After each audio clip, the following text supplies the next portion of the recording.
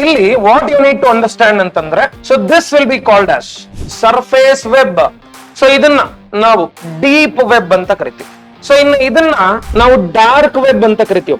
Sir, what is surface web? The over all content which is in the internet or websites, so that is classified into 3 types.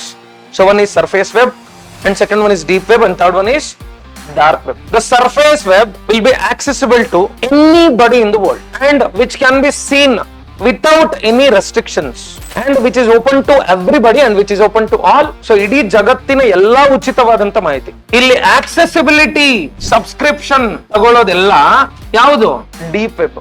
All personal data ಯಾರಿಗೂ ಕೊಡಲ್ಲ ನಾವು. ಕಂಪನಿಗಳ information, ಕೋಟಿ ವ್ಯವಹಾರಗಳು ನಡೆಸ್ತಾ ಇರ್ತಾರೆ, ಅವ್ರ ಕಂಪನಿಗಳ ಸಾಫ್ಟ್ ಡೇಟಾ ಫೈಲ್ಸ್ ಎಲ್ಲ ಇಲ್ಲೇ ಇರ್ತವೆ. That is in the deep web. ಇನ್ನ ಈ ಡಾರ್ಕ್ ವೆಬ್ ಇದೆಲ್ಲ ಶತಾಯ ಗತಾಯ ನೀವು ತಲೆ ಕೆಡಿಸ್ಕೊಂಡು ಒದ್ದಾಡಿ ಹಗಲು ರಾತ್ರಿ ನೀವ್ ಏನ್ ಬೇಕಾದ್ರೂ ಮಾಡಿ ಇದ್ರೊಳಗಡೆ ಎಂಟ್ರಿ ಆಗಕ್ಕೆ ಸಾಧ್ಯನೇ ಇಲ್ಲ.